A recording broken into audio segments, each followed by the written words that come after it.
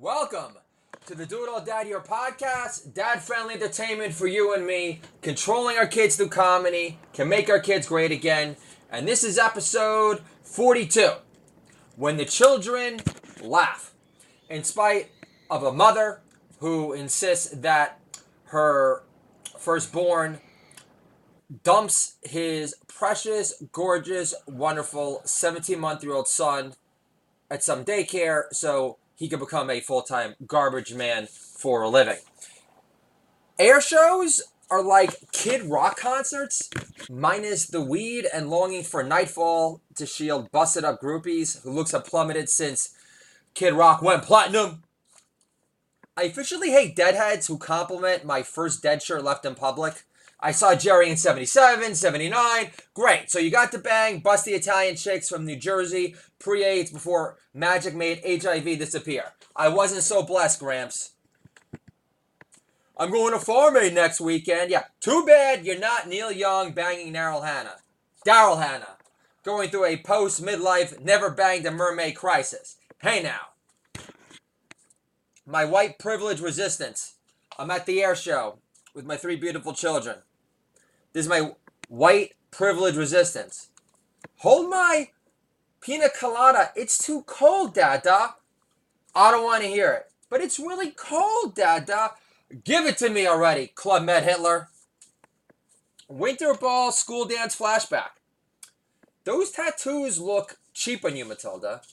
I think they're cute. Besides, they're not real, Daddy. Worst case scenario, I can't be buried in a fake Jewish cemetery.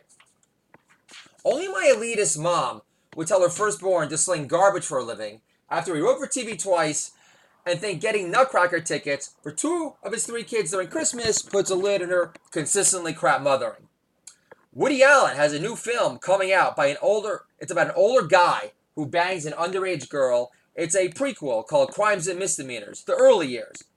When I became a first-time father, I told my daughter we'd only watch Woody Allen films when Mom isn't home, which came out pre-Sun Ying, before Woody Allen got caught hiding her naked pics from Time Life magazine, which took on a gross, yuck life of their own. Dr. Dre and Eminem discussing merger talk. Microsoft paid $26 billion for LinkedIn. Word! LinkedIn is lamer than ever, yo! Can I get a holla for some holla?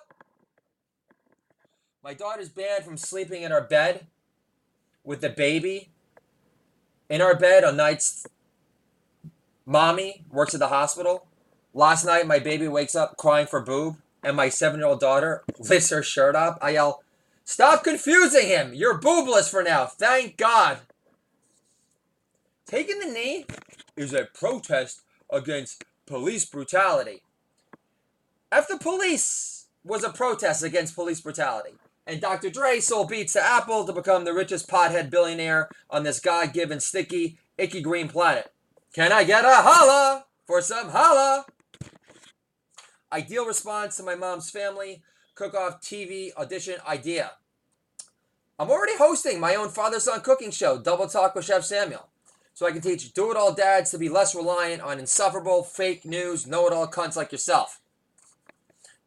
My new show intro for Double Talk with Chef Samuel. Welcome to Double Talk with Chef Samuels, a father-son cooking show, where this unemployed comedian / father of three teaches you how to upstage your wife in the kitchen, so I can make her feel like a colossal piece of shit for you, free of charge. You're welcome.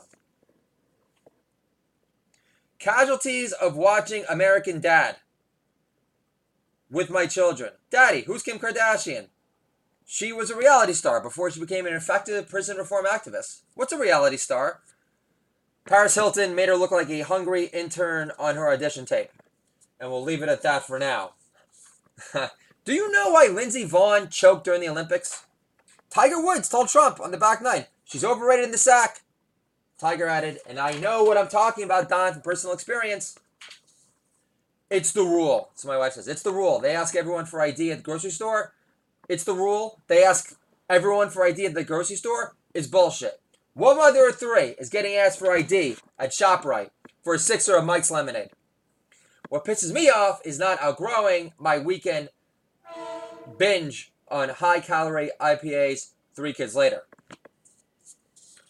This is me at the Fall Festival at Harvest Moon down the block with my kids, which I referenced Harvest Moon on the podcast before. I don't get out much, but it's a great social venue. Our extended backyard, if you will. So here we go. This is me, the unemployed comedian touch father of 3 at the Fall Festival at Harvest Moon. The inflatable slide you let my 17-month-old boy on should have a 100% absolute neck-rattling, heart-thumping guarantee. Posted in big bold print for future reference, no offense. This is my daughter's friend, mother. I'm expecting. This is the unemployed comedian touch father of 3. I hope it's a girl, considering how much your daughter always bemoans how much cuter Matilda's baby brother is. But I'm sure your daughter will be less critical of the same sex. Jordan Peterson is a colorless Michael Savage minus the Bronx bombastic sense of humor. Plus, his voice in general is a bigger buzzkill than Ronan Farrow on NPR in the background during your exit interview with HR at CBS headquarters in Manhattan.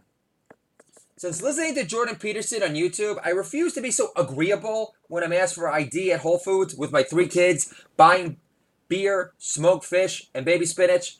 I don't need to take fish oil to know your attitude stinks, cunt breath.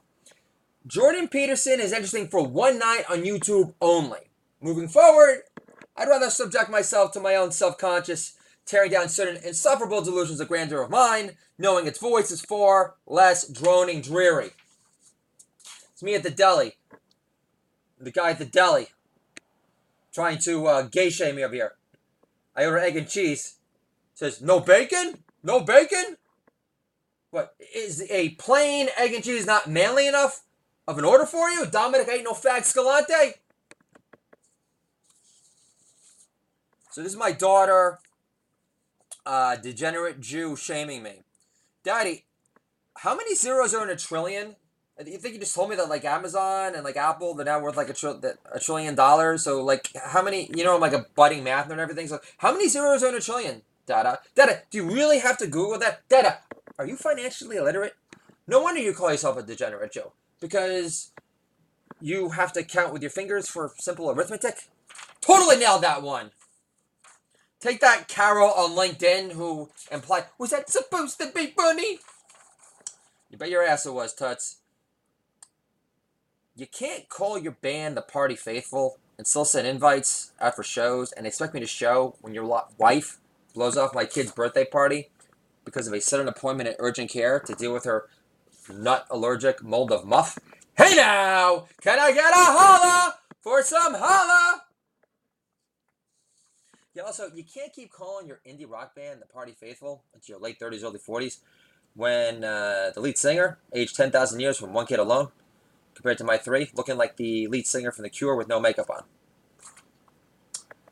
Also, you can't keep on calling your band the Party Faithful when your wife can't even muster the energy to cheat on you again after having a baby because she misses having guys hit on her without a ring on.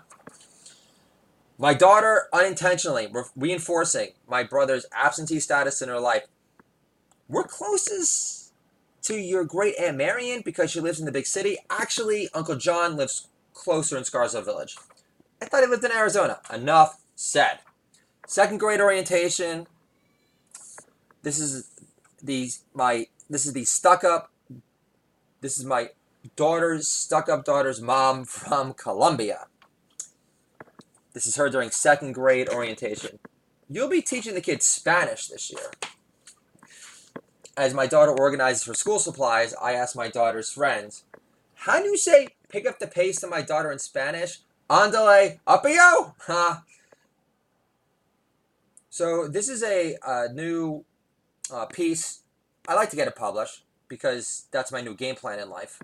Is start making money from publishing stories, essays, poems, comedic motif rants on that involve my kids and parenting and what I'm doing here on the stay-at-home comedian dad front. And of course, these are all pieces I want to incorporate in my eventual humor book on parenting, the stay-at-home comedian, controlling your kids to comedy. And this piece is called So we got some love on WordPress. This piece is called Dreamy. He's not sleeping in his crib retorts. Funnier dad, happier baby. Obviously, this doesn't apply to your blah brain husband. So all you have at your disposal is some occasional bed sharing with your ugly baby your daughter can't stand compared to mine, which you've already established like 20,000 jokes before. Dreamy, he's not sleeping in his crib retort. Does your son have a plush crib laced in FUBU? Is he a rap prodigy like Nasty Nas in the making? Do his nursery rhymes have the world by the balls already? Dreamy, he's not sleeping in his crib retort. Who are you, the teacher in Pink Floyd The Wall? If you don't eat your meat, you can't sleep in blissed out comfort next to mommy and daddy, all comfy and warm. Dreamy, he's not sleeping in his crib retort. Breastfeeding is easier, and it does wonders for the baby's complexion. Not that you boast much to nosh on, but formula babies look like they took a load to the face with the numbers glue gun 24/7 for a reason. Excuse me. I won't sound like a disgusting, phlegmy Larry King again. Dreamy, he's not sleeping in his crib retort. No offense, but nobody's bum rushing to manhandle your son at Stop and Shop in Northern Westchester, 10 a.m. Monday morning, either. Dreamy, he's not sleeping in his crib retort. According to my dad, I left gnash marks in my crib because I was effing starving to death and I ended up seeking mental refuge in weed for 20 years to fill the gaping void of love left by my mother. Dreamy, he's not sleeping in his crib retort. I know baby Samuel will grow up with kettlebell solid self-esteem now and never turn to drugs or loose fat women in and out of drunken blackout binges to feel more complete inside. Could be my favorite one of the mix. Dreamy, he's not sleeping in his crib retort. And I'm supposed to believe with a straight face that your bed was a perpetual bouncy castle with your IT nerd hub before it morphed into a 24/7 open milk bar? Wait a minute, this happened to me. Dreamy, he's not sleeping in his crib retort. He already outgrew our Kevin Hart Deluxe edition. Plus, he makes more grown-up jokes than Kevin Hart's ribs at Stephen A. Smith's ugly suits. Dreamy, he's not sleeping in his crib retort. They grow up fast, or never really, like Kevin Hart, but nobody's perfect. Dreamy, he's not sleeping in his crib retort. I know baby Samuel will grow up with kettlebell solid self-esteem now, and I already repeated the joke, and now I'm sounding too formulaic, and I'm losing my crowd, just when I start getting some momentum, which means the same thing. So, again, folks, I called this episode When the Children Laugh. And it's a poem I put together this week, so I'm going to bless you with it right now. So here we go. I should have called this poem When My Children Laugh, because a stay-at-home comedian doesn't get out much, really. And I don't have as much experience making other kids laugh despite my propensity to deliver funny silly. The stay-at-home comedian used to live for adult laughter, yet when the children laugh, it touches you deeper forever after. When my kids laugh, it grips my heart and pops out of my chest, like the voodoo doctor from Temple of Doom. Okay, not my analogous best. All three kids of mine have beautiful laughs of their own, each one beaming with expansive, fun-filled color, like a new-age hipster-made snow cone. My 4-year-old son now quotes me, "Funnier dad, happier baby." Now that's supposed to be funny. Carol from LinkedIn. Not maybe. When the children laugh at your inspired ad libri, the comedy gods smile down the way they do at hysterical resistors who still support Hillary. When the children laugh, it means they're not jaded inside or in trouble or developing a rough hide. I don't want my kids to develop thick skin so fast, because no age of innocence lasts. I still listen to hair metal ballads of old, because I long to touch the old with laughter. I refuse to fold. Despite a mother who insists I dump my son off to daycare so I can become a garbage man slinging shit for a living is some family plan. No, shooting for shit isn't my life motto. My 3 kids look up to me like I'm a comedy giant who hit the lotto. I refuse to leave my 3 kids behind for a desk job in the city Never writing my book, The Stay-at-Home Comedian, would be a pity. The Stay-at-Home Comedian is bound for literary glory. After the stand-up comedy roadshow, I'm here to stay, to do the writing I want, when I want, in any which way. My new friend resolution was to befriend an editor who could change my life for the better. I better get cracking on banging out those query letters. Fight hard to stay at home riding your happiness kid's bubble, where specks of gray in your beard are perceived as comedic sage man stubble. This white lion lightens up when the children laugh. I must make a living off laughs because I suck at math. And, it's a theme I've talked about before, folks. And that's the major reason why, my mom calls it bitterness. I just call it 5,000% justified rage. And what I'm talking about is, and when I had a conversation with my mother that compelled her to say, you should become a garbage man, which was, I said, Mom, you don't respect me. You don't respect my aspirations. You don't respect my writing dreams. You don't respect my comedy dreams. And it's not as if I am a delusional hack here who hasn't had some experience, who hasn't had some success. I had a dream to write for TV. I did it twice. I've had comedic stars like Paul Mooney compliment me in person. I've had comedic heroes of mine like Nick DiPaolo read my spec and pilot scripts and blogs and be very complimentary. I've had Richard Lewis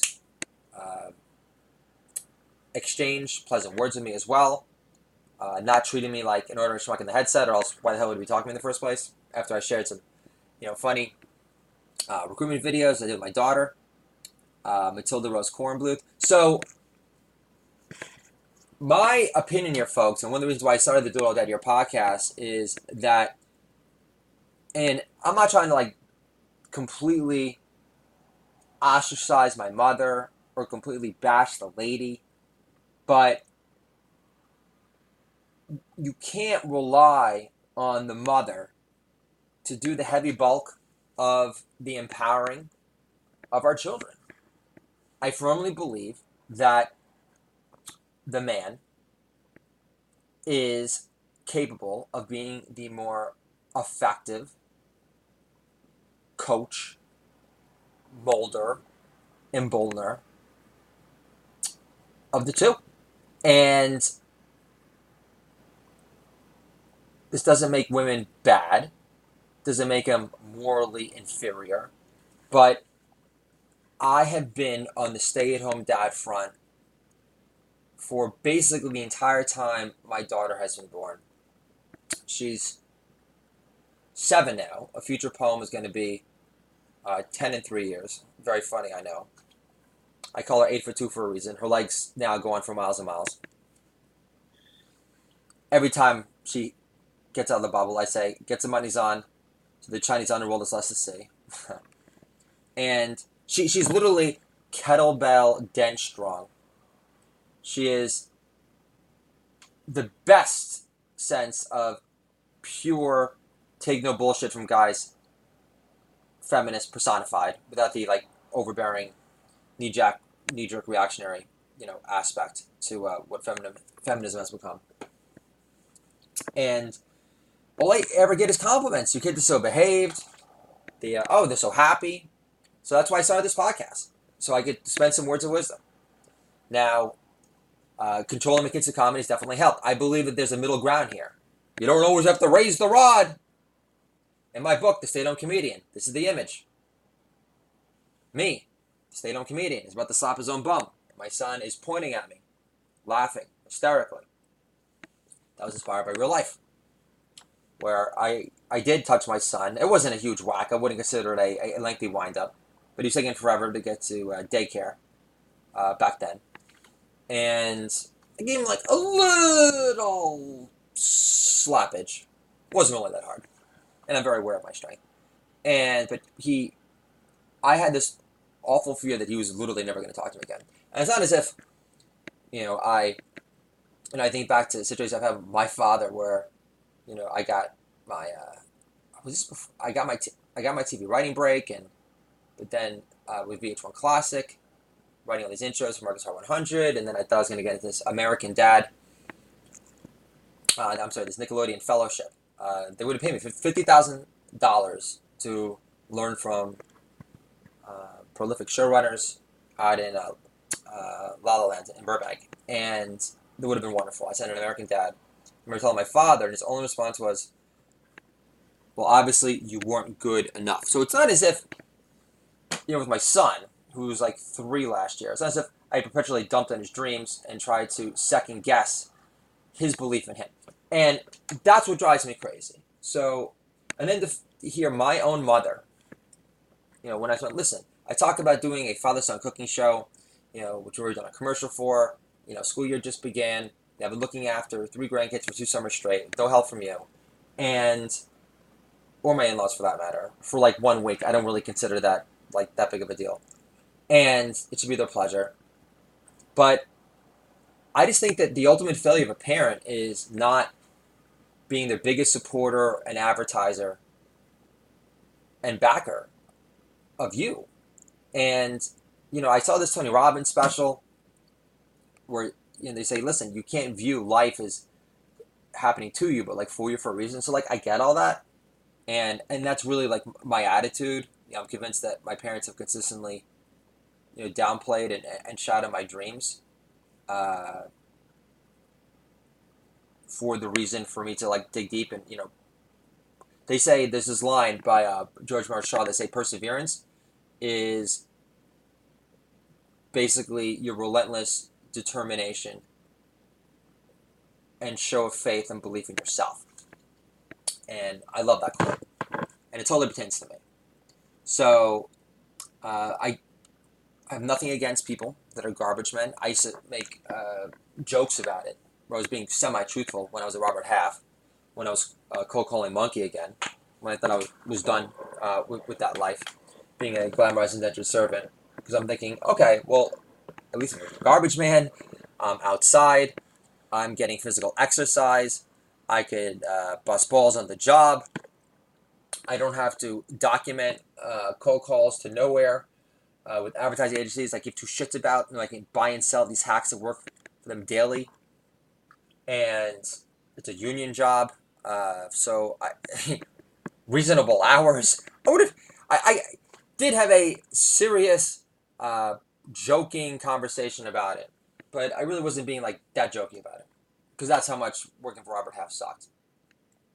And so I don't want to paint the picture here, folks, that I think I'm better than being a garbage man. But, what's actually insulting is just this, East Coast elitist attitude. Because I have been very upfront about being a supporter of Trump. And I remember my mom visiting recently, and she goes, well, son, all these ex-cons are, like, getting jobs now. And they're like, they're not even collecting background checks. Like, so what the fuck's wrong with you?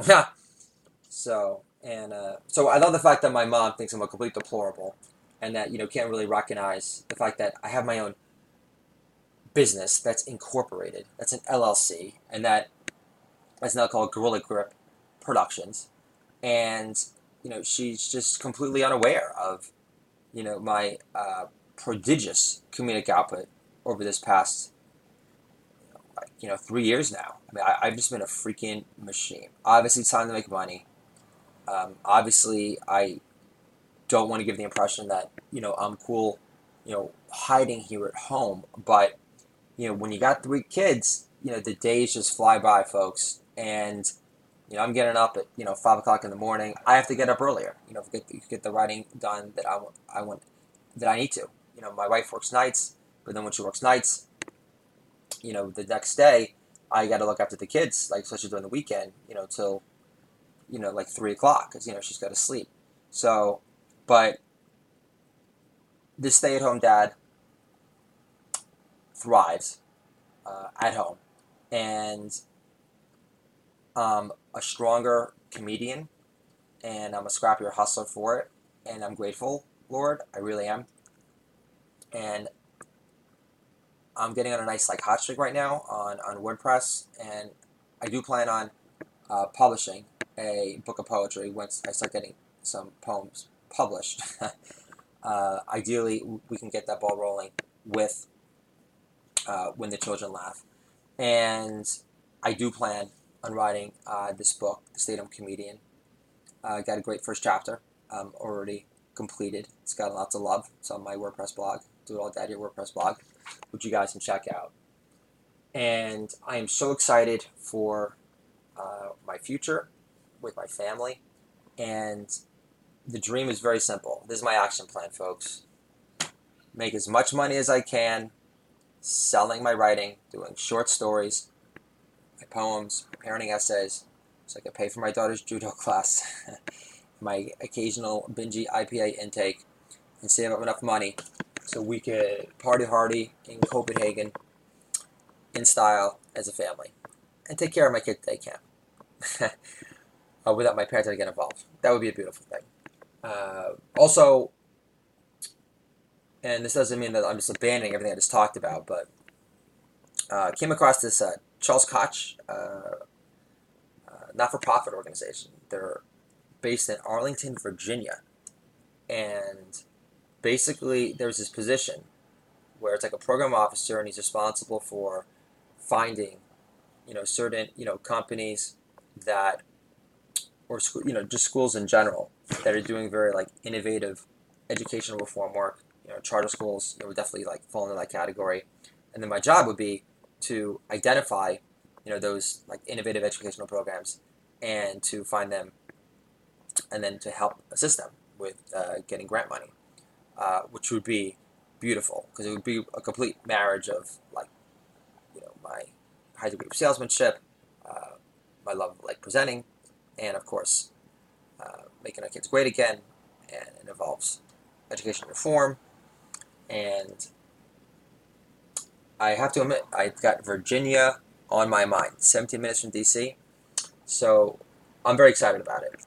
I just connected with this guy, and I told him I'm going to share this speech with him that I've shared earlier in the podcast called Doing You, which I had prepared for a part-time runner teacher job at a charter school in Harlem that never materialized. But what I always tell my kids is that hard work, always pays off and materializes in the end.